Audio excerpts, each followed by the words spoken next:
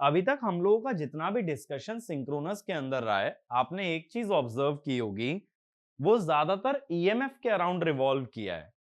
जैसे हमने सबसे पहले ईएमएफ इक्वेशन देखी, केपी केडी केडब्ल्यू की बात की। फिर हमने बात की मॉडल की, उसमें भी हमने निकाला ईएमएफ। फिर हमने बात की वोल्टेज रेगुलेशन की, उसमें भी निकाला ईएमएफ। फिर बात की methods of finding voltage regulation, उसके अंदर भी बात हुई ईएमएफ की। तो ज्यादातर हमारा फोकस अभी तक सिंक्रोनस के अंदर ईएमएफ पे रहा है। अब मैं आगे जो बात करने वाला हूं, अब मैं बात करूंगा पावर की। क्योंकि देखो, जैसा हम जानते हैं कि most of the power generation synchronous generator से होती है, तो अगर एक सिंक्रोनस जनरेटर या सिंक्रोनस मोटर की पावर का डिस्कशन ना किया जाए, तो इसका मतलब उस मशीन की स्टडी इनकम्प्लीट है। अभी तक देखो, ना तो ट्रांसफॉर्मर ना ही डीसी मशीन, किसी में भी स्पेशली पावर का अलग से डिस्कशन नहीं हुआ। लॉसेस एफिशिएंसी पे बात हुई है, but not about power. Power अभी तक हम लोग निकालते आए हैं वीआई वाले रिलेशन से, कि ट्रांसफॉर्मर में VI cos phi, VI sine phi, और डीसी में वी इंटू आई। लेकिन अब स्पेशली पावर की इक्वेशन डिराइव की जाएगी सिंक्रोनस मशीन के लिए। तो इस लेक्चर में क्या डिस्कशन होगा? इस लेक्चर में डिस्कशन होगा कि पावर कैसे डिराइव करते हैं for the case of synchronous machine. ठीक है? तो पावर की जो इक्वेशन डिराइव करते हैं, that is called as the power angle equation. लेकिन यह भी ध्यान रखना कि अभी तक जितना भी डिस्कशन हमारा चल रहा है ना, ये सारा का सारा सिलेंड्रिकल मशीन के लिए चल रहा है। तो जो इक्वेशन अब मैं पावर की भी डिराइव करूंगा, वो किसके लिए करूंगा? सिलेंड्रिकल। लेकिन दोनों तरह की मशीन से हम लोग डील करेंगे, जनरेटर भी और मोटर भी। ठीक है? तो जनरेटर मोटर को साथ लेके चल रहे हैं हर एस्पेक्ट में। बस ये समझ लो, ये जब वोल्टेज रेगुलेशन वाली बात आई थी, यहां हमने मोटर को लेफ्ट आउट कर दिया था, क्योंकि वोल्टेज रेगुलेशन सिर्फ किसके लिए डिफाइंड है? जनरेटर के लिए। लेकिन जब मैंने आपको सर्किट डायग्राम समझाया था, तो मैंने आपको यह बताया था कि जनरेटर के लिए इक्वेशन याद रखो, और मोटर के लिए रिजल्ट उन्हीं इक्वेशंस को मैनिपुलेट करके निकाला जा सकता है। यह चीज हम लोग अच्छे से वहां पे समझ गए थे। तो सबसे पहले मैं क्या करूंगा, पावर एंगल इक्वेशन की जब शुरुआत करूंगा, तो मैं जनरेटर से लेकर के स्टार्ट करूंगा, और बाद में हम मोटर के बारे में डिस्कस करेंगे। तो सबसे पहले बात कर रहे हैं ऑल्टरनेटर की। ठीक है भाई? ऑल्टरनेटर। अब ऑल्टरनेटर के अंदर हमने जो सर्किट डायग्राम बताया था, जब हम लोगों ने मॉडल डिस्कस किया था, कि इसका एंगल लिखते हैं ईएफ एंगल डेल्टा,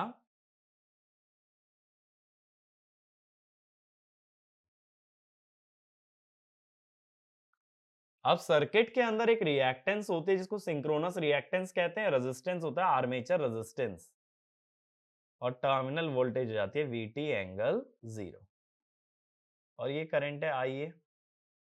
ठीक है? ऐसा ही होता है। अब भाई तुम ये सोचोगे पावर निकालनी है, तो वी आई कॉस फाई में परेशानी क्या है? निकाल तो वी आई कॉस फाई से हमेशा सकते हैं ना पावर, ये तो एसी सर्किट का प्रिंसिपल है।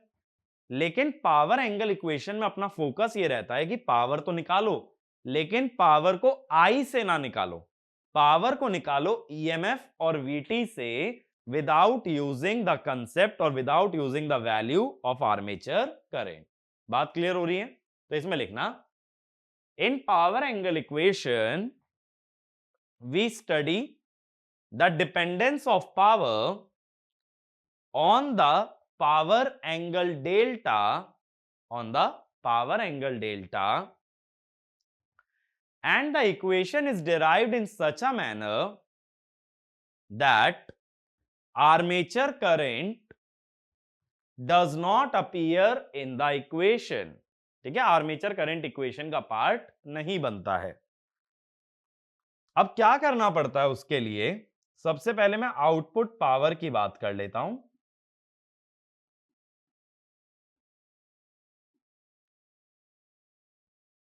आउटपुट पावर निकालने से पहले आइए मैं लिखता हूं। आइए कैसे लिखोगे? दो वोल्टेजेस का डिफरेंस है अपॉन इंपिडेंस। इंपिडेंस है R A plus J XS. अब ये जो इंपिडेंस है ना, R A plus J XS, इसको ऐसे लिख देते हैं mod ZS angle theta S, ठीक है, पोलर फॉर्म में। मैंने बताया था ना ZS होती है सिंक्रोनस इंपेडेंस और थीटा एस होता है इंपेडेंस का एंगल। तो आउटपुट पावर एस आउट कैसे लिखोगे? VT IA conjugate. बात क्लियर है? VT IA conjugate. अब इसमें कहोगे भाई कि 3 फेज मशीन है, 3 क्यों नहीं लगाया? अभी मैं पर फेज पे लेके चल रहा हूं, बाद में मैं उसमें 3 इंट्रोड्यूस कर दूंगा, ठीक है। तो ये पर फेज में चल रहे हैं। VI कॉन्जुगेट करेंगे, ये हो गया VT एंगल 0। IA का कॉन्जुगेट लिखना है, तो पहले देखो IA लिख लो,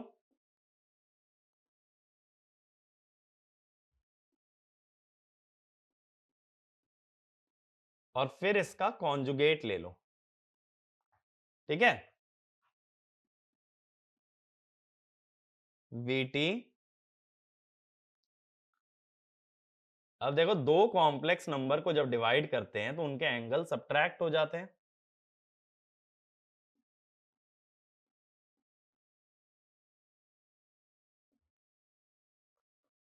अब जब कॉन्जुगेट लोगे, किसी भी कॉम्प्लेक्स नंबर का कॉन्जुगेट लेने का मतलब है उसके एंगल का नेगेटिव कर देना। तो एंगल का नेगेटिव होगा theta S minus delta, angle का नेगेटिव होगा थीटा एस, ये हुआ। अब जब ये टर्म्स अंदर मल्टीप्लाई होंगी तो VT EF by mod ZS angle theta S minus delta, VT square by mod ZS angle theta S.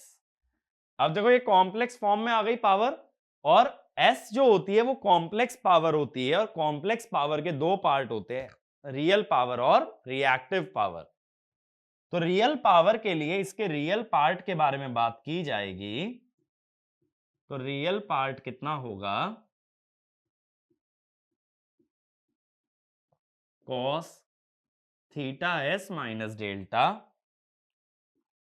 VT square by mod ZS cos theta S, ये होगा रियल पार्ट। और इसका इमेजिनरी पार्ट यानी कि reactive power कितनी होगी? VT EF by mod ZS sine theta S minus delta minus VT square by mod ZS sine of theta S. ये आ गई अपने पास रिएक्टिव पावर।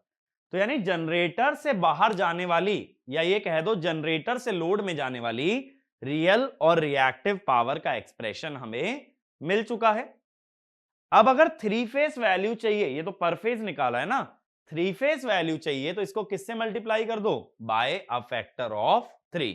तो एक पॉइंट लिखना, the power expressions derived represent per phase power, and in order to derive the power for 3 phases we must multiply the expression by a factor of 3, ठीक है। next point, in these expression the voltages being used are per phase voltage, voltages being used are per phase voltage, ठीक है ना। तो ये बात clear हुई कि हर वोल्टेज पर फेज रखना, अगर स्टार कनेक्टेड है तो √3 से डिवाइड करके, और डेल्टा कनेक्टेड है तो लाइन और फेज दोनों ही बराबर होते हैं। तो ये तो हुई आउटपुट पावर। अब याद करो डीसी मशीन के अंदर हमने एक कॉन्सेप्ट पढ़ा था जिसे हम कहते थे डेवलप्ड पावर, और मैंने ये बताया था कि डेवलप्ड पावर क्या होती है? जो पावर एक डोमेन से दूसरे डोमेन जाती है, इलेक्ट्रिकल से मैकेनिकल या मैकेनिकल से इलेक्ट्रिकल, ऐसी पावर को हम लोग कहते हैं डेवलप्ड पावर। तो अब मैं दूसरी पावर की बात कर रहा हूं, फिर इन दोनों पे एक साथ ही मैं डिस्कशन करूंगा। तो नेक्स्ट लिख लेना इसी के अंडर डेवलप्ड पावर, ठीक है। नेक्स्ट हम बात कर रहे हैं अबाउट डेवलप्ड पावर। अब देखो डीसी मशीन में तो डेवलप्ड पावर हमने सीधा कर दिया था EB इंटू IA, यहां ऐसा नहीं हो पाता क्योंकि यहां EMF और IA दोनों ही फेजर क्वांटिटीज हैं और दो फेजर को डायरेक्टली मल्टीप्लाई नहीं करते। AC के अंदर पावर VI कॉन्जुगेट से निकाली जाती है। तो इसमें एक पॉइंट लिख लेना, in synchronous machine, common mistake करके लिख लो, कॉमन मिस्टेक करके लिख लो, in synchronous machine developed power is not directly given by product of induced EMF and armature current, but we need to take V into I conjugate in order to derive complex power, in order to derive complex power। अब again अगर IA को remove करना है तो पहले IA की value लिखो, EF angle delta upon impedance. अभी जैसे मैंने बताया था ना, इंपिडेंस को हम लोग पोलर फॉर्म में लिख लेते हैं। अब क्या होता है, जो डेवलप्ड पावर होती है ये लिख ली जाती है EF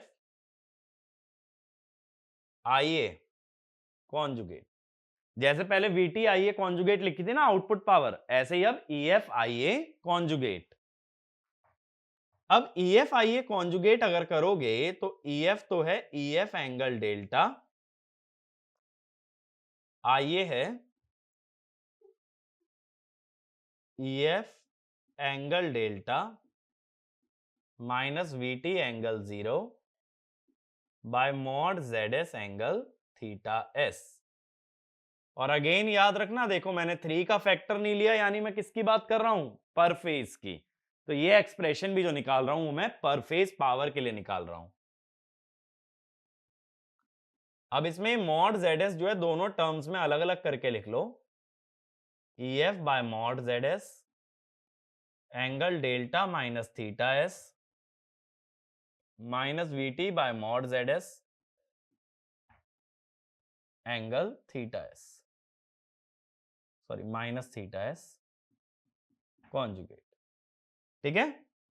अब कॉन्जुगेट जब लोगे, अभी मैंने बताया था कॉन्जुगेट का मतलब होता है किसी भी कॉम्प्लेक्स नंबर के एंगल का नेगेटिव ले लेना। ठीक है, तो ये हो जाएगा theta S minus delta VT bye mod ZS angle theta S, ये हुआ। अब जब दोनों टर्म मल्टीप्लाई करोगे, दो कॉम्प्लेक्स नंबर मल्टीप्लाई होते हैं तो मैग्नीट्यूड मल्टीप्लाई होता है और एंगल ऐड हो जाते हैं। ठीक है,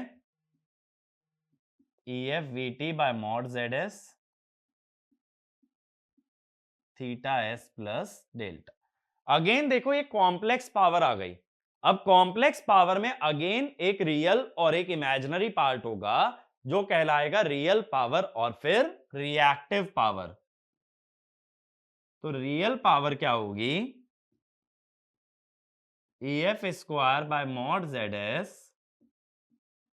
cos theta S minus EF VT bye mod ZS cos theta S plus delta, ये होगी real power.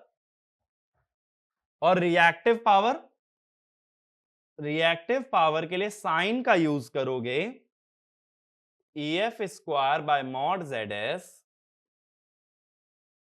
Sine theta S minus EF VT bye mod ZS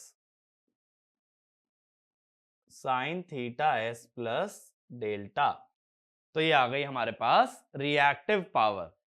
और देखो हर बार जब रिलेशन डिराइव कर रहा हूं तो मैं पर फेज रिलेशन डिराइव कर रहा हूं, तो कभी भी 3 फेज की पावर चाहिए तो यहां क्या करना पड़ेगा, पावर को 3 से मल्टीप्लाई करना पड़ेगा, क्योंकि तीनों फेजेस की पावर बराबर है और तीनों फेजेस की पावर डायरेक्टली हमारी ऐड हो जाएगी इन केस ऑफ 3 फेज।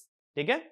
अब ये बात का ध्यान रखना, देखो बहुत सारे लोग क्या गलती कर देते हैं कि स्टार और डेल्टा कनेक्शन नहीं ऑब्जर्व करते हैं तो ये जो इक्वेशन है यहां वोल्टेजेस पर फेज डलने वाली हैं, तो स्टार है तो √3 से डिवाइड करके और डेल्टा है तो एज इट इज डाल देना। बस कनेक्शन का थोड़ा सा ध्यान रखना कि स्टार है या फिर delta. Majority of the question star connection पे बेस्ड होते हैं, बट कुछ एक क्वेश्चन डेल्टा पे आ जाते हैं, तो वहां हम लोग अक्सर मिस्टेक कर लेते हैं। ठीक है, तो ये बातें यहां तक क्लियर हुई, डेवलप पावर और हमारी आउटपुट पावर। अब देखो ये मैं मॉडल डिलीट कर दे रहा हूं, अब हमारे पास एक्सप्रेशन आ चुके हैं पावर के। अब इससे आगे की मैं बात करता हूं, मैं एक्सप्रेशन एक जगह लिख देता हूं ताकि हमारे सामने विजिबल रहे, और फिर उसी के बेसिस पे मैं जितना भी डिस्कशन है आगे लेकर के जाऊंगा। ठीक है, और दूसरी बात देखो, मैंने बहुत लोगों को देखा ये गलती करते हुए कि ईएमएफ इनटू करंट डायरेक्टली बोल देते हैं कि डेवलप पावर होगी। ये ध्यान रखो दोनों फेजर हैं, एसी मशीन में डेवलप पावर इतनी इजीली नहीं निकलती। तो अब देखो सबसे पहले हमने बात की आउटपुट पावर की।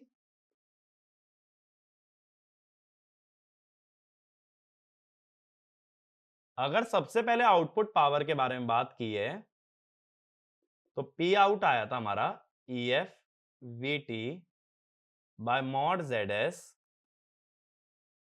Cos theta S minus delta minus we T square by mod Z S cos theta S. Q out आया था, सिंपली कॉस की जगह साइन कर लो, इसीलिए एक्सप्रेशन अगर एक भी याद कर सकते हो ना, रियल पावर का याद कर लोगे अगर, तो रिएक्टिव पावर सिंपली कॉस की जगह साइन करने से आ जाती है। ऐसे ही देखो डेवलप पावर की अगर बात करें, डेवलप पावर भी अभी हमने निकाली है।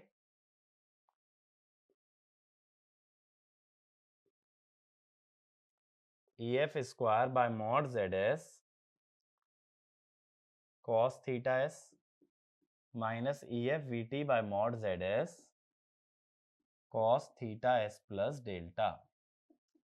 अगेन रिएक्टिव पावर के लिए कॉस की जगह साइन कर दो, तो E F square by mod Z S sign theta S minus E F we T bye mod Z S sign theta s plus delta. याद रखने के लिए क्या बोला है, ये इक्वेशन पर फेज में है, 3 फेज के लिए इन्हें 3 से मल्टीप्लाई करना, और यहां जितनी भी वोल्टेज है वो फेज वोल्टेज रखी जाएंगी। ये दो बातें अच्छे से याद रखें। अब देखो मैं ये चाहता हूं कि जनरेटर जो पावर डिलीवर कर रहा है वो जितनी ज्यादा हो उतना अच्छा है। ऐसे सोचो मेरे पावर सिस्टम में मान लो कि डिमांड है 500 मेगावाट, अब मेरे पास 10 जनरेटर हैं, ये जितना ज्यादा पावर डिलीवर करें उतना फायदा है, ताकि नंबर ऑफ जनरेटर कम रहे। भाई मैं मांग तो 500 मेगावाट ही रहा हूं, मेरे लिए बेहतर ये होगा ये 500 मेगावाट 10 जनरेटर डिलीवर कर दें, रेदर देन कि 20 जनरेटर की जरूरत मुझे पड़े, क्योंकि ज्यादा जनरेटर अगर लगाने पड़े तो उसकी कॉस्टिंग भी उतनी ही ज्यादा आएगी, और वो चीज बिल्कुल भी डिजायरेबल नहीं होगी। इसीलिए कम से कम जनरेटर्स में काम करना है, तो every generator should output as much power as possible. इसीलिए बात यहां आ जाती है अपनी मैक्सिमम पावर आउटपुट के, मैक्सिमम पावर आउटपुट। अब जब मैक्सिमम पावर आउटपुट की बात आ गई तो किसके रिस्पेक्ट में, with respect to power angle delta. अब देखो हम इसको पावर एंगल बोल भी क्यों रहे थे इन द फर्स्ट प्लेस, मैंने शुरू में यह क्यों बोला कि डेल्टा पावर एंगल होता है, क्योंकि पावर डेल्टा पे डिपेंड करती है। देखो ईएमएफ तब तक नहीं बदलेगा जब तक तुम आईएफ ना बदल दो, जब तक फील्ड करंट नहीं बदलोगे ईएमएफ नहीं बदल सकता। और वीटी को कांस्टेंट मान लिया जाता है, अगर जनरेटर पावर सिस्टम का हिस्सा है तो वीटी फिक्स मान लेते हैं, और ZS तो वैसे भी इंपेडेंस से बदलेगी नहीं, EF फिक्स हो गया, VT फिक्स हो गया, ZS फिक्स हो गया, तो वेरिएबल सिर्फ क्या बचा, डेल्टा। तो एक पॉइंट ये लिख लेना, in the power angle equation EF cannot change until the field current is changed, and Vt can be assumed to be constant if the generator is connected to a infinite bus or a power system. infinite bus और a power system, infinite bus में ना voltage और frequency को constant मानते हैं, लेकिन इस पे ज्यादा डिस्कशन अपना पावर सिस्टम के अंदर होगा, ठीक है, कि इन्फिनिट बस होती क्या है, इन द फर्स्ट प्लेस बस ही क्या होती है। तो अभी ज्यादा मत सोचो, अगर इनफाइनाइट बस से कनेक्टेड है तो उसको वोल्टेज को कांस्टेंट मानते हैं। Next point, ZS or the impedance of generator will always be constant, and hence the only variable in power equation is the power angle delta, ठीक है। Next point, since power depends on the angle delta, delta is called as power angle। Clear है power angle क्यों कहते हैं। अब maximum power की condition क्या होगी कि पावर का डेरिवेटिव डेल्टा के रिस्पेक्ट में जीरो आ जाए। करना जरा डेल्टा के रिस्पेक्ट में डेरिवेटिव, पहली टर्म का कॉस का डेरिवेटिव माइनस साइन, ठीक है, लेकिन माइनस डेल्टा की वजह से प्लस साइन हो जाएगा और इसको जीरो कर दो। सेकेंड टर्म का डेरिवेटिव तो वैसे भी जीरो आएगा। अगर साइन की वैल्यू जीरो आ रही है तो साइन के अंदर का एंगल भी जीरो होगा, तो थीटा एस बराबर डेल्टा, या ये कह दो delta must be equal to theta S, या ये कह दो power angle must be equal to impedance angle. और इस केस में मैक्सिमम पावर आएगी कितनी, मैक्सिमम पावर कितनी आ रही है भाई, जरा पुट करना थीटा को डेल्टा एस के बराबर, कॉस ऑफ जीरो आ जाएगा 1, सेकेंड टर्म ये बचेगा कॉस थीटा एस, ठीक है ना। और इस समय पे रिएक्टिव पावर क्या होगी, अगर थीटा और डेल्टा बराबर हैं तो साइन के अंदर जीरो माने ये टर्म तो जीरो हो गई, बची सेकेंड टर्म, ठीक है, साइन थीटा एस, तो ये नेगेटिव आ गया। रिएक्टिव पावर नेगेटिव का मतलब होता है लीडिंग पावर फैक्टर, यानी जनरेटर के आउटपुट पे पावर फैक्टर कैसा लगा है, लीडिंग, ठीक है ना। तो एक पॉइंट ये लिखना, for maximum power output from alternator the power angle must be equal to impedance angle of alternator, and in such a case the reactive power is negative, which means the generator operates at leading power factor, or a capacitive load is connected at generator terminals, ठीक है, ये बात clear हुई। Next point लिखना, most of the loads are lagging in nature, so this condition is not practically used, this condition is not practically used। बात मेरी clear हुई, इस कंडीशन को प्रैक्टिकली कभी यूज नहीं करते क्योंकि ज्यादातर लोड कैसे होते हैं, लैगिंग पावर फैक्टर। अब देखो पावर फ्लो की ना डायरेक्शन के बारे में भी थोड़ी सी बात करता हूं। जनरेटर किस लिए यूज करते हो, इलेक्ट्रिकल एनर्जी लेने के लिए या इलेक्ट्रिकल एनर्जी देने के लिए। जनरेटर यूज करते हैं ताकि जनरेटर हमें इलेक्ट्रिकल पावर दे, या generator should supply electrical power, ऐसा हम लोग लेके चलते हैं, ऐसा हमारा कन्वेंशन होता है। ऐसा इसलिए भी सोच सकते हो कि जनरेटर में हमेशा माना जाता है current leaves the positive terminal, और जब कभी करंट पॉजिटिव टर्मिनल को लीव करता है तो we assume that power is being delivered, और पॉजिटिव में एंटर करता है तो पावर इज बीइंग एब्सॉर्ब। ये तो नेटवर्क का बेसिक प्रिंसिपल है, पढ़ा हुआ होगा आप लोगों ने। तो इसमें एक पॉइंट लिखना, the direction of current in a generator implies that generator delivers electrical power, but since reactive power is coming out to be negative, it implies that hypothesis is false and generator absorbs reactive power. Reactive power negative आने का एक और मतलब होता है leading power factor के अलावा कि जनरेटर पावर डिलीवर ना करके क्या कर रहा है, एब्जॉर्ब कर रहा है। अगर जनरेटर पावर एब्जॉर्ब कर रहा है तो ये खतरनाक बात हो गई, क्योंकि लोड भी रिएक्टिव पावर चाहता है, जनरेटर भी रिएक्टिव पावर चाहता है। अगर दोनों ही एब्जॉर्ब करना चाहेंगे तो देगा कौन? पावर सिस्टम में अगर लोड रिएक्टिव पावर मांग रहा है, लोड इंडक्टिव है, तो हम ये चाहेंगे कि जनरेटर उसे रिएक्टिव पावर दे। जनरेटर कह रहा है भाई मुझे भी दो, लोड कह रहा है मुझे भी दो, ट्रांसमिशन लाइन कह रही है मुझे भी दो, तो सप्लाई करने वाला तो कोई रिएक्टिव पावर एलिमेंट बचा ही नहीं। तो इसीलिए जनरेटर डिलीवर करेगा, तब बाकी के जितने ऑपरेटर्स हैं वो एब्जॉर्ब कर पाएंगे। इसीलिए ये कंडीशन प्रैक्टिकली यूज नहीं की जाती है। ठीक है, अब देखो पावर एंगल का अगर ग्राफ बनाया जाए तो कैसे बनाते हैं ये समझते हैं कि रियल पावर का डेल्टा के अगेंस्ट ग्राफ कैसा बनता है, पी आउट वर्सेस डेल्टा। अब देखो पावर आउटपुट में कॉस थीटा माइनस डेल्टा लिख दो या कॉस डेल्टा माइनस थीटा, बात एक ही है, क्योंकि cos theta is equal to cos of minus theta. तो सबसे पहले मैं क्या करता हूं, कॉस डेल्टा का ग्राफ बनाता हूं।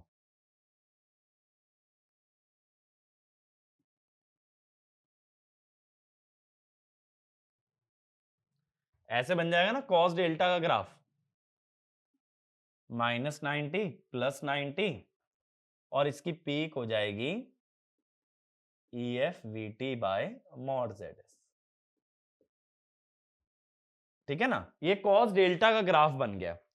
लेकिन ये क्या है, कॉस डेल्टा माइनस थीटा। मैं सिर्फ ये कह रहा हूं कॉस थीटा माइनस डेल्टा को ऐसे भी तो लिख सकते हो। तो कॉस डेल्टा माइनस थीटा का मतलब है थीटा इसे राइट शिफ्ट करना है। अब थीटा क्या है, थीटा है हमारा इंपेडेंस एंगल जनरेटर का, ये RA, ये XS, ये ZS और ये थीटा S। तो ये जो भी थीटा S आएगा ये लेस देन 90 रहेगा। तो लेस देन 90 इसे राइट शिफ्ट करना है। तो राइट शिफ्ट जब करोगे इस ग्राफ को तो ऐसे हो जाएगा, यहां से इतना आगे और यहां से भी इतना आगे और ओरिजिन से भी इतना आगे। तो राइट शिफ्ट अगर हम कर दें, ये राइट शिफ्ट हो गया ग्राफ। ठीक है, तो ये ग्राफ किसका आ गया, EF VT bye mod ZS cos delta minus theta, ये ग्राफ बन गया। अब लेकिन इस ग्राफ में से एक सेकेंड टर्म और सब्ट्रैक्ट हो रही है, VT square by mod ZS cos theta S, और ये टर्म है हमारी कांस्टेंट। तो अगर एक कांस्टेंट टर्म सब्ट्रैक्ट कर दोगे तो ये ग्राफ डाउनवर्ड शिफ्ट हो जाएगा इस टाइप से, ऐसे। ठीक है, पीक तो अभी भी आएगी वहीं, लेकिन ये डाउनवर्ड शिफ्ट हो जाएगा। और ये पीक कहां आ रही है, थीटा एस पे। देखो पीक यहीं आई थी ना, पीक केम एट डेल्टा बराबर थीटा एस। तो कितना हमने इसको डाउन शिफ्ट कर दिया है, ये जो डाउन शिफ्ट है ये है mod VT square by mod ZS cos theta S। तो ये कहलाता है power angle curve. Power angle curve इसमें कौन सा है, लाल वाला है। और ये समझना हमने ड्रॉ कैसे किया, सबसे पहले मैंने कॉस डेल्टा का ग्राफ बना लिया, फिर मैंने इक्वेशन में ऑब्जर्व किया यहां है कॉस डेल्टा माइनस थीटा, यानी थीटा की राइट शिफ्टिंग है। थीटा की राइट शिफ्टिंग है तो इसकी मैक्सिमम वैल्यू थीटा पे आ गई और ग्राफ राइट शिफ्ट हो गया। तो कौन सा ग्राफ बन गया, ब्लू डॉटेड। फिर मैंने बोला उसमें से एक कांस्टेंट टर्म सब्ट्रैक्ट की गई है, तो ये पूरा ग्राफ नीचे की तरफ शिफ्ट हो गया। तो ये ग्राफ ना इधर भी है। बस मैंने ये बनाया क्यों नहीं, क्योंकि यहां पे ना पावर नेगेटिव है। पावर नेगेटिव का मतलब है पावर डिलीवर नहीं, एब्जॉर्ब कर रहा है। तो it will work as motor. ठीक है, जनरेटर का काम पावर डिलीवर करने का है, तो अगर एब्जॉर्ब करने लगा तो मोटर का काम करेगा। इसीलिए मैंने नीचे वाला कर्व नहीं दिखाया। ये क्लियर हुआ पावर एंगल कर्व क्या होता है। तो इसमें लिख लेना power angle curve shows the variation in real power output with respect to power angle delta। ठीक है, पावर एंगल के साथ रियल पावर कैसे बदलती है ये हमें बताता है पावर एंगल कर्व। तो एक तो है पावर एंगल इक्वेशन और उसी का अगर ग्राफ बना दो तो बोलते हैं पावर एंगल कर्व। अब देखो एक बात मैंने तुम्हें पहले भी बताई थी कि सिंक्रोनस मशीन या सिंक्रोनस जनरेटर हमारे पावर जनरेशन का सबसे मेजर पार्ट हैंडल करता है, इसीलिए इसका स्टेबल होना बहुत ज्यादा नेसेसरी है, अदरवाइज पावर जनरेशन हमारी स्टेबल नहीं होगी। तो थोड़ी सी बात मैं यहां पे करता हूं स्टेबल ऑपरेशन की। तो हम किसकी बात कर रहे हैं? Stable operation. अब देखो स्टेबल ऑपरेशन की कंडीशन क्या होगी, ये डिपेंड करता है, सॉरी ये हम लोग स्टडी करते हैं पावर सिस्टम स्टेबिलिटी के अंदर। तो अभी तो मैं कंडीशन डायरेक्टली बता दे रहा हूं, वो कंडीशन डिराइव करेंगे पावर सिस्टम के अंदर, ठीक है? या पावर सिस्टम अगर कवर कर चुके तो कंडीशन आप ऑलरेडी जानते होंगे। तो कंडीशन ये होती है स्टेबल ऑपरेशन की, that derivative of output power with respect to delta is greater than 0। और ये किसके लिए होती है? Steady state stability. तो जो लोग स्टेबिलिटी पढ़े होंगे वो ये जानते होंगे कि स्टेबिलिटी में ट्रांजिएंट भी आती है, स्टेडी स्टेट भी आती है। तो स्टेडी स्टेट स्टेबिलिटी की कंडीशन है। और देखो सिंक्रोनस मशीन जो है ना, ये समझ सकते हो कि स्टेबिलिटी जो पावर सिस्टम में पढ़ते हो वो एक्चुअल में सिंक्रोनस मशीन का ही पार्ट है। तो सिंक्रोनस मशीन का कुछ पार्ट तुम मशीन में पढ़ते हो और उसका कुछ पार्ट पावर सिस्टम के अंदर स्टडी करते हो। तो इसीलिए कह रहा हूं कि ये कंडीशन डेराइव स्टेबिलिटी में होगी, इसका यूज अभी डायरेक्ट कर रहे हैं। तो अब इसका डेरिवेटिव लेना जरा डेल्टा के साथ। डेल्टा के साथ डेरिवेटिव क्या होगा? EF VT bye mod ZS। Cos का डेरिवेटिव माइनस साइन, लेकिन डेल्टा की वजह से प्लस साइन। सेकेंड टर्म का डेरिवेटिव 0, तो इज ग्रेटर देन 0। साइन के अंदर अगर एंगल पॉजिटिव रहेगा तभी साइन भी पॉजिटिव आएगा, यानी delta less than theta S. अभी हमने डिराइव की थी मैक्सिमम पावर की condition, delta equal to theta S. अभी हम कह रहे हैं delta less than theta S condition है स्टेबिलिटी की। तो इन दोनों चीजों को मर्ज कैसे करते हैं देखो। For delta less than theta s, यानी output power less than maximum power, operation होता है stable. For delta equal to theta s, जबकि आउटपुट पावर होती है मैक्सिमम पावर, तो ये होता है मार्जिनली स्टेबल।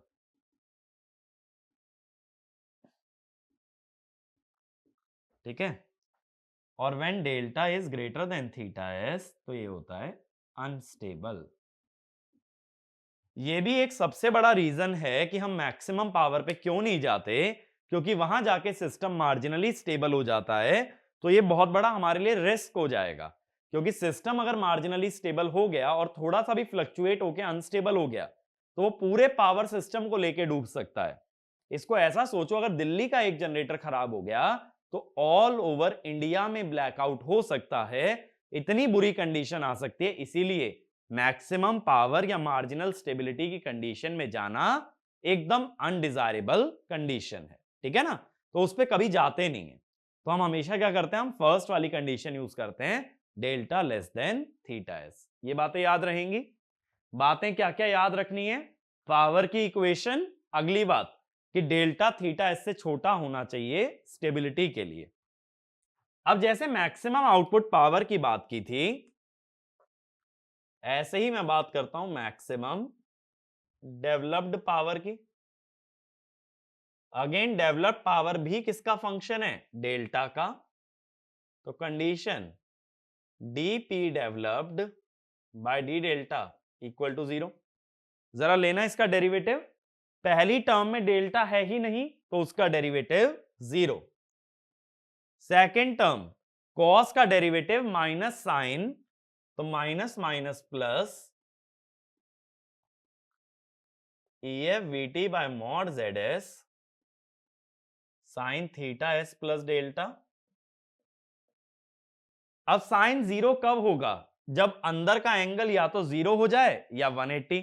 जीरो नहीं हो सकता क्योंकि थीटा एस और डेल्टा दोनों पॉजिटिव होते हैं, तो हम ये कह देते हैं theta s plus delta is 180 degree, तो delta is 180 minus theta s. तो एक पॉइंट लिख लेना, theta s plus delta can not be zero because both angles are positive, hence theta s plus delta equal to 180। अब हम ये भी जानते हैं कि थीटा s एक्यूट एंगल होता है या 90 से छोटा होता है। जैसे एग्जांपल, मान लो एक्सेस बहुत हाई है और ये 80 डिग्री हो गया, तो डेल्टा कितना आया? 100 degree for maximum P developed. लेकिन अभी हमने ये बोला कि थीटा एस से डेल्टा छोटा रहना चाहिए स्टेबल होने के लिए, यानी delta less then 80 degree for stability. तो क्या समझे कि ये मैक्सिमम पावर की जो कंडीशन है ये तो अचीव हो ही नहीं सकती, मैक्सिमम डेवलप्ड पावर आ ही नहीं सकता, क्योंकि अगर लाना चाहते हो तो तुम स्टेबिलिटी की लिमिट के बाहर जा रहे हो और ऑपरेशन कैसा हो जाएगा फिर? अनस्टेबल। और ऐसा करना बिल्कुल भी रिकमेंडेड नहीं है। तो इसमें लिखना the value of power angle eight which maximum developed power is achieved lies beyond the stable range of angle delta, so maximum developed power cannot be practically achieved। ठीक है, प्रैक्टिकली यहां तक जा पाना इम्पॉसिबल है। बात क्लियर हुई? ठीक है, आगे चलें। अब देखो यहां से हमें क्या क्लैरिटी मिल गई कि मैक्सिमम पावर कब आती है? जब डेल्टा होता है थीटा एस के बराबर और स्टेबल ऑपरेशन उससे नीचे ही रहता है, या ये कह लो मैक्सिमम पावर से नीचे ही रहो। ऊपर जाने की कोशिश करोगे तो तुम्हारा जनरेटर ऊपर चला जाएगा, ठीक है, या ये कह दो कि जनरेटर खराब हो जाएगा, पावर सिस्टम डाउन आ जाएगा। सीधी बात है भाई, जनरेटर कह रहा है मैक्सिमम में 100 मेगावाट दे सकता हूं, तुम कह रहे हो नहीं भाई मैं जबरदस्ती कर रहा हूं कि मुझे 150 ही चाहिए। क्या होगा? पावर सिस्टम बैठ जाएगा। तो जितना उसका मैक्सिमम लिमिट है उससे ज्यादा कभी भी पावर ड्रॉ नहीं करनी चाहिए। ठीक है, तो मैक्सिमम पावर कहां आती है? थीटा एस पे, इसीलिए उसके नीचे ही चलाओ जनरेटर को, उसके ऊपर नहीं चला सकते। अब मोस्ट ऑफ द केसेस में क्या होता है, यूजुअली एक्सेस जो होता है ये मच ग्रेटर देन आरए होता है, इसीलिए हम क्या कर देते हैं, हम आरए को इग्नोर कर देते हैं। इस कारण से जो अपना सर्किट है, ये सर्किट कैसा बन जाता है? ये ईएफ, फिर ये जे एक्सेस, फिर ये अपना वीटी, और फिर ये अपना आई ए, ऐसा बन जाता है। ठीक है ना? अब ऐसे केस में हुआ क्या, जो सिंक्रोनस इंपिडेंस है उसमें से आरए तो चला गया, बस बचा क्या? जे एक्सेस। जे को एंगल 90 लिख सकते हो, या ये कह दो एक्सेस एंगल 90। अब इससे अगर पावर के एक्सप्रेशंस को चेंज करोगे तो जरा पी आउट लिखो, एक बार ट्राई करो खुद से। थीटा कितना हो गया? 90, तो एंगल ये थीटा एस माइनस डेल्टा था, थीटा एस हो गया 90, 90 minus delta cos delta, sorry sine delta, cos 90 minus delta sine delta. ठीक है, और मॉड जेड एस मैग्नीट्यूड कितना हो गया जेड एस का? एक्सेस। कॉस 90 तो वैसे भी जीरो हो जाएगा। अगले पे आओ, क्यू पे। अब ऐसा मत कर देना कि क्यू में साइन की जगह बस कॉस कर दो और काम खत्म, नहीं, वैल्यू डालो। Sine 90 minus delta cos delta sine 90 1, तो लिखना जरा क्या होगा? EF VT by XS sine 90 minus delta cos delta VT square by XS. इसका मतलब VT by XS EF cos delta minus VT। ठीक है, सेम वे में जरा डेवलप्ड पावर का एक्सप्रेशन चेक कर लेते हैं। डेवलप्ड पावर में क्या होगा, cos 90 0, cos 90 plus delta minus sine, minus minus plus, बाहर एक माइनस ऑलरेडी है ना तो उसको प्लस कर दो। अब ये देखो, यहां पे हैरानी वाली बात ये है कि ये एग्जैक्टली पी आउट के बराबर आ गया। डेवलप्ड पावर यहां थी, सॉरी इस डायरेक्शन में थी जो कि मैकेनिकल से इलेक्ट्रिकल आ रही थी, आउटपुट पावर यहां थी। ये दोनों बराबर क्यों आई, क्योंकि डेवलप पावर वो है जो इलेक्ट्रिकल में एंटर हुई, आउटपुट जो मुझे फाइनली मिली। इनके बीच में रेजिस्टेंस आया ही नहीं तो कोई लॉस नहीं आया। तो ये पॉइंट मैं लिखवाता हूं, पहले क्यू डेवलप्ड और लिख लेते हैं। अगेन साइन 90 हो जाएगा 1, साइन 90 हो गया 1 तो VT बचा, सॉरी EF बचा, फिर sine 90 plus delta cos delta. ठीक है, तो ये आ गया। अब देखो रिएक्टिव पावर तो बराबर नहीं आ रही ना, यहां VT बाय एक्सेस आ रहा है और वहां EF बाय एक्सेस आ रहा है, क्योंकि क्यू डेवलप्ड का भी ऐसा ही सीन है, ये क्यू डेवलप्ड और ये क्यू आउट। तो क्यू डेवलप्ड क्यू आउट के बराबर क्यों नहीं है, क्योंकि इन दोनों के बीच में एक इंडक्टर आ गया और इंडक्टर रिएक्टिव पावर एब्जॉर्ब करता है, तो दोनों रिएक्टिव पावर बराबर नहीं आ सकती। लेकिन रियल पावर के बीच में रेजिस्टेंस नहीं आया तो रियल पावर सेम रह गई। तो इसमें लिख लेना P developed equal to P out if RA is ignored because there is no resistance, hence between developed power and output power there is no consumption of real power.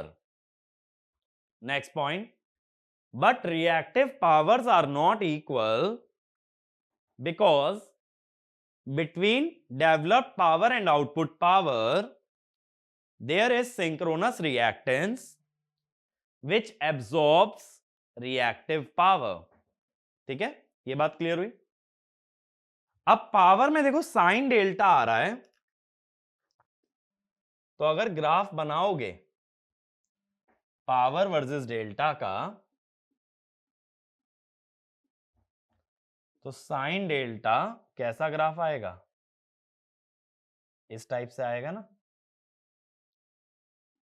Maximum value 90 पे मिलेगी और ये होगी maximum power EF VT by access. ठीक है, ये power मैंने पहले भी कहीं ना कहीं बताई होगी, बट तब मैंने डायरेक्टली बोल दिया होगा, इसका डेरिवेशन यहां से आता है।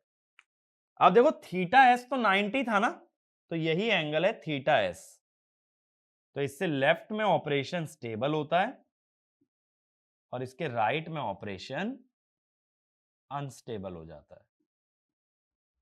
तो ये बन गया अपना पावर एंगल कर्व। ठीक है ना।